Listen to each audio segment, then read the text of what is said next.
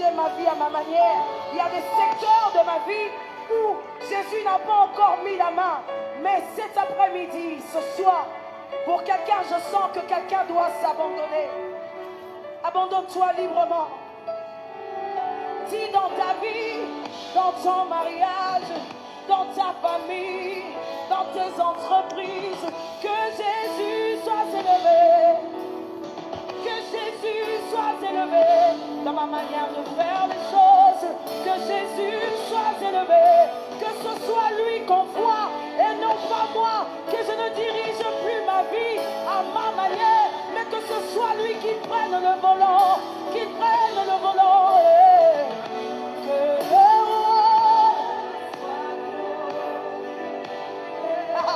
Que le roi de gloire, Yarabasuta, que le roi de gloire,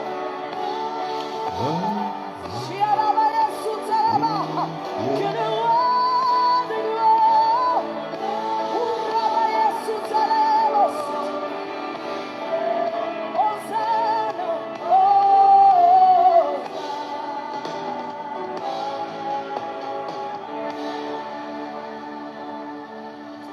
Alléluia. Est-ce que quelqu'un se sent libéré ce soir? Est-ce que quelqu'un se sent libre de l'adorer ce soir? Nous voulons te donner la gloire. Alléluia. L'honneur qui te dit, tu es Dieu en ce lieu.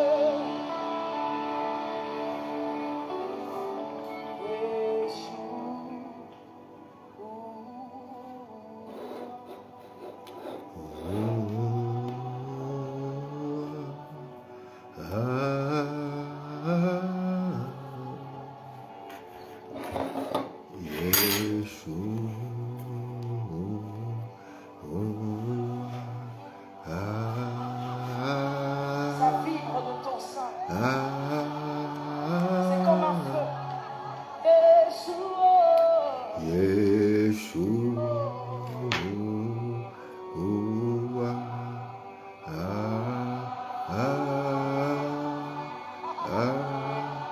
Je sens quelqu'un libre.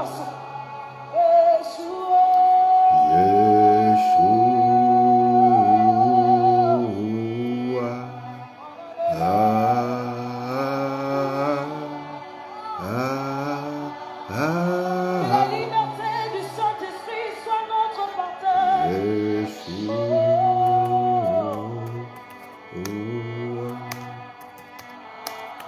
Que les anges montent et descendent. Oh, Kabaya, les Kusuta, Rabaya, Ilisi, Brahman, les Suta, Ashara, Kataraba, les Suta, Oroko, Shaka, Kaka, Yesuta. Que quelqu'un l'adore en esprit et en vérité, Yeshua. Yeshua. Yeshua. Yeshua. C'est ton peuple qui t'adore. Yeshua. Yeshua. Yeshua.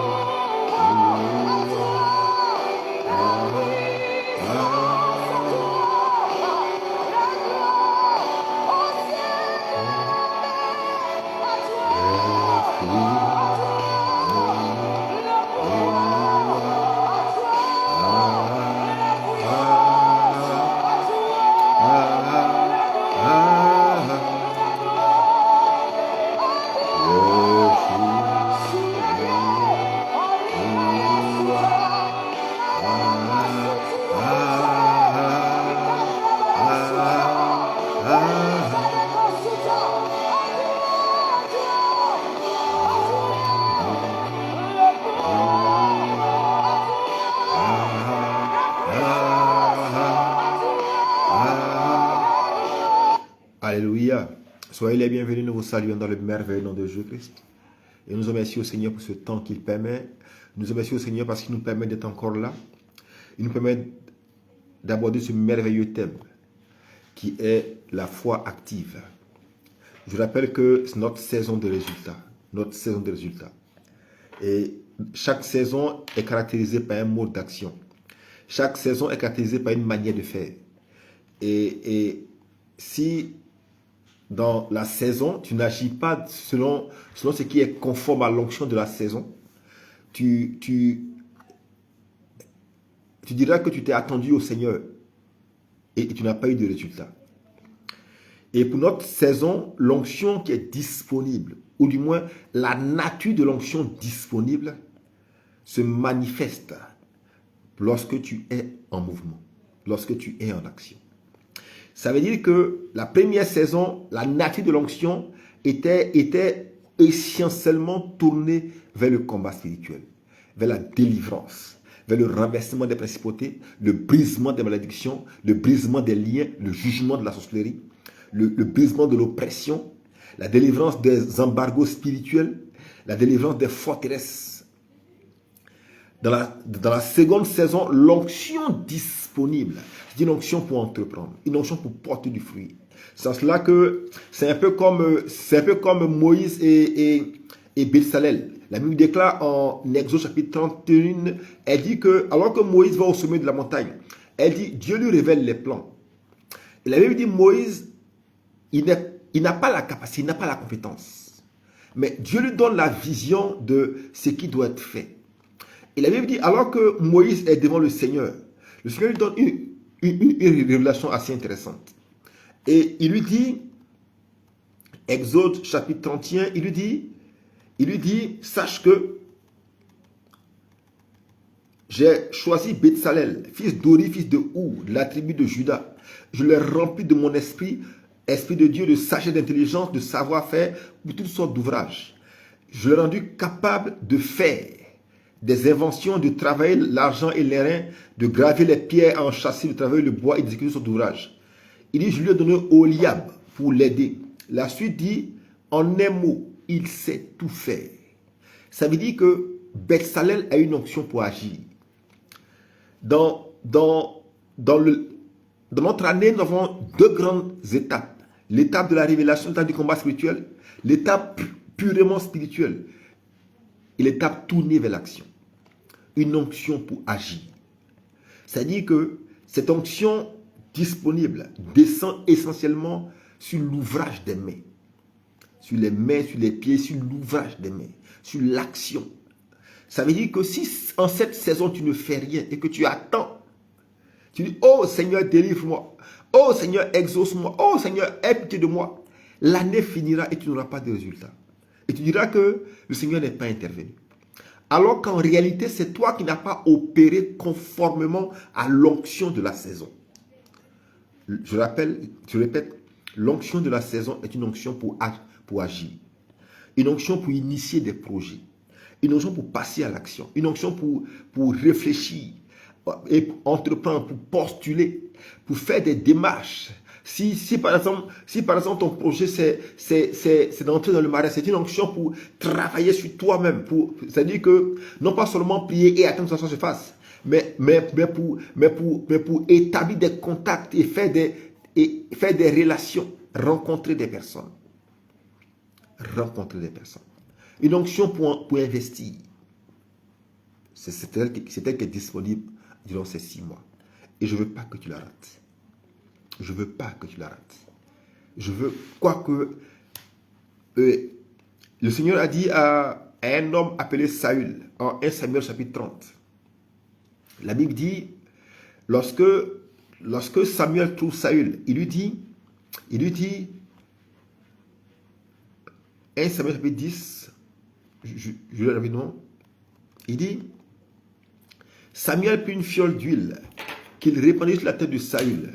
Il le baisa et dit, le Seigneur ne t'a-t-il pas oint pour que ce soit le chef de son héritage? Il dit, aujourd'hui, après m'avoir quitté, d'abord il le oint, il le consacre d'abord par l'onction. Il le consacre. Et il lui dit,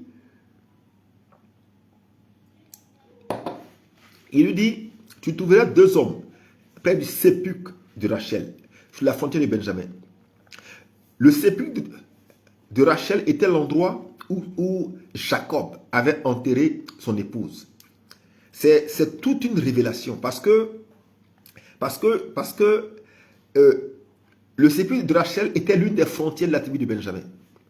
Et c'était à Bethel que Jacob avait enterré, qu'il avait enterré Rachel. Le problème, c'est que Bethel était la maison de Dieu. Mais lorsque tu lis l'Écriture, la Bible déclare qu'il fit un monument. Ça veut dire que dans sa douleur, Jacob a posé une action. Et il a établi un autel à l'endroit où il avait rencontré Dieu. Mais cette fois-ci, ce n'était pas un autel au Seigneur, c'était un autel dans le deuil, c'est-à-dire un autel à l'esprit de mort, de manière inconsciente, qui plus tard s'est retourné contre ses enfants. Et une autre chose, c'est que Saül est issu de la tribu de Benjamin. La Bible déclare que lorsque Rachel donna naissance à Benjamin, elle le nomma Ben-Oni, qui signifie fils de malheur. Fils de malheur.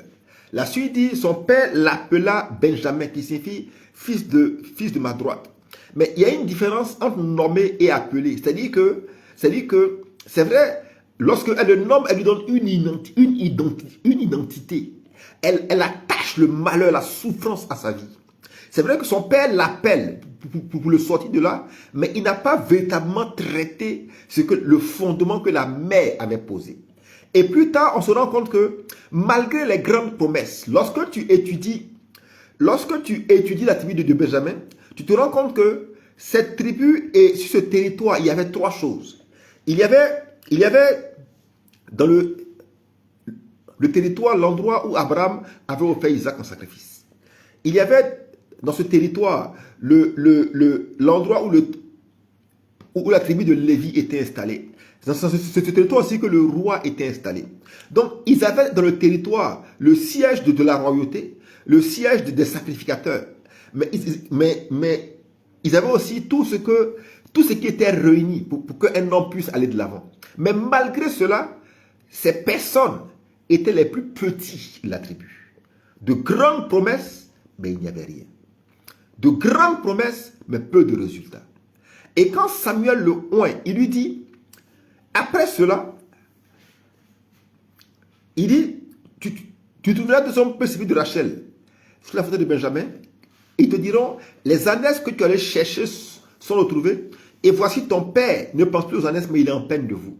Lorsque Samuel le oint, l'onction qu'il reçoit lui permet de briser cette limitation et de lui permettre de traiter cet aspect. Lorsqu'il le oint, l'onction vient briser l'influence de l'esprit de mort sur sa vie. Et c'est ce que nous avons fait durant ces 6 mois. Durant ces 6 mois, nous nous sommes attaqués à tout ce qui pouvait t'empêcher d'atteindre tes objectifs. Durant ces 6 mois, nous avons attaqué tout ce qui pouvait s'opposer à ce que tu produises des résultats. Et il dit, de là tu iras plus loin et tu arriveras aux chaînes de Tabor, où tu seras rencontré par 3 hommes montant vers Dieu à Bethel et portant l'un 3 chevreaux, l'autre 3 gâteaux de pain et l'autre 1 goutte de vin. Ils te demanderont comment tu te portes et ils te donneront 2 pains que tu recevras de leurs mains. Il dit, après cela, tu arriveras à Gibea Elohim, où se trouve une garnison de Philistins. En entrant dans la ville, tu rencontreras une troupe de prophètes descendant du haut lieu, précédés du luth, du tambourin et de la flûte, et prophétisant eux-mêmes. Il dit, l'esprit du Seigneur te saisira. Tu prophétiseras et tu seras changé en un autre homme. J'aime le verset 7. Il dit, j'aime le verset 7. Samuel explique à Saül, il dit que il y a des problèmes dans ta famille qui font que tu es petit, qui font que tu n'as pas réussi à monter.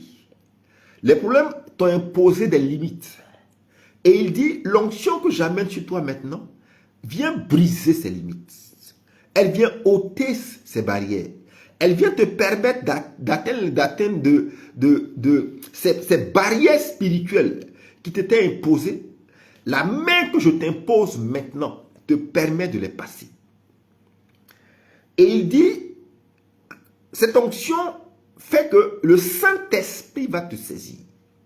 Tu vas te mettre à prophétiser, à avoir des visions et des révélations. Mais Samuel dit, ce n'est pas fini. Durant ces 6 mois, nous avons prié. D'autres ont témoigné. D'autres ont dit, voici ce que le Seigneur a fait. D'autres ont dit, le Seigneur m'a visité. D'autres ont dit, je suis rempli du Saint-Esprit. Il y a quelqu'un qui m'a dit, depuis un temps, ma vie de prière a changé. J'ai une plus grande soif. Je sens une plus grande autorité. Ce soir, je te dis, ce n'est pas suffisant. Le verset 7, il dit, lorsque ces signes auront eu pour toi leur accomplissement, fais ce que tu trouveras à faire, car Dieu est avec toi. Il dit, fais ce que tu trouveras à faire. Fais ce que tu trouveras à faire. Il lui dit, tous ces signes arriveront, mais quand tous ces signes seront produits, il faut maintenant que tu passes à l'action. Les premiers signes qu'il décrit sont des signes spirituels. La délivrance est spirituelle. La prophétie est spirituelle. Le fait de traiter les barrières est spirituel. L'attaque contre l'esprit de mort est spirituelle. Il dit, quand tous ces signes spirituels se seront produits, sache que le temps pour toi de passer à l'action est arrivé. Il dit, c'est le signe que Dieu est avec toi. Maintenant, tu dois passer à l'action. Maintenant, tu dois passer à l'action. La version français courant dit, quand tous ces événements se seront produits, tu sauras que Dieu est vraiment avec toi. Dès lors, agis selon les circonstances. Agis. Pose des actions. Initie des projets. Commence maintenant à entreprendre. Il ne dit pas, ça veut reste inactif. La suite dit que lorsque le même Saül qui se cachait autrefois, quand les armées ennemies venaient, lorsque elles sont venues, le même Saül a pris son épée et il est allé à la guerre. C'est-à-dire, maintenant, il a confronté les situations qui lui faisaient fuir. Passe à l'action. Nous sommes dans une saison d'action. Une saison d'action. Ne laisse pas cette saison passer sans avoir initié quelque chose. Ne la laisse pas passer. Cette saison va durer 6 mois. 6 mois, non pas 6 mois. Elle va nous amener jusqu'à la fin du mois de novembre. Elle va commencer à se retirer vers fin novembre. Cette saison, cette onction est disponible depuis le début du mois de juillet. Et elle va rester jusqu'à fin novembre. Durant cette saison, pose des actions. Passe à l'action. Initie des projets. Fais quelque chose. Il dit, Dieu est avec toi. Dieu est avec toi. Passe à l'action. Passe à l'action. La Bible dit en Jacques au chapitre 5, elle dit, verset 13 à 17, je ne passe pas, je prie. La Bible dit, quelqu'un parmi vous est-il dans la souffrance qu'il prie? Quelqu'un est-il dans la joie qu'il chante des cantiques? Quelqu'un parmi vous est-il malade qu'il appelle les anciens de l'église et que les anciens prient pour lui en loignant d'huile au nom du Seigneur? La prière de la foi sauvera le malade et le Seigneur le relèvera. S'il a commis des péchés, ils lui seront pardonnés. La version Parole vivante dit, s'il prie avec confiance, cette prière sauvera le malade et le Seigneur le mettra debout. S'il prie avec confiance, s'il prie avec assurance, une prière faite avec foi, prier avec assurance, prie avec assurance. Le Seigneur demande à quelqu'un, c'est-à-dire qu'il te demande de prier avec assurance. Tes prières sont remplies d'incrédulité. Tes prières sont remplies de doute et de désespoir. Tes prières sont remplies de peur. Il dit, prie avec assurance. Il dit, ce qui va faire que le Seigneur, qu'il va te remettre debout. Ce qui va faire qu'il va se mettre en action pour toi, c'est parce que tu pries avec assurance. Tu pries avec assurance. Les prières faites avec peur ne donnent pas de résultats. Les prières faites avec doute, avec désespoir, ne donnent pas de résultats. Ce qui donne des résultats, c'est la prière faite avec assurance. La prière faite avec assurance. La preuve que quelqu'un prie avec assurance, je rappelle qu'il y a un lien direct entre quelqu'un qui prie avec assurance et les actions que la personne pose. Il y a un lien direct entre la foi de quelqu'un et ses actions. Quelqu'un peut prier toute la nuit et prier sans y croire. Quelqu'un peut passer toute la nuit devant le Seigneur en adoration. Toute la nuit. Et même finir à 6 heures du matin. Mais sans y croire. Sans y croire. Et la personne, dans la journée, n'aura aucun résultat. Elle n'aura aucun résultat. Parce que ce qui donne des résultats, c'est l'assurance que tu as manifestée dans la présence de Dieu. Jésus dit, quand vous priez, croyez que vous l'avez reçu et vous le verrez s'accomplir. Il dit, croyez. Il dit que pendant que tu es en train de prier, il faut être convaincu que Dieu t'entend et il agit. Pendant que tu es en train de prier. Et quelqu'un qui est convaincu que Dieu l'entend et que Dieu agit, quand il finit de prier, je n'ai pas assez de temps pour aborder ça, je vais l'aborder demain. Ce qui fait que parfois nos prières échouent, c'est qu'il y a une dichotomie, il y a une opposition, un contraire entre les prières que nous adressons à Dieu et les actions que nous posons. Demain, je vais expliquer ça. Mais ce soir, je veux prier pour toi.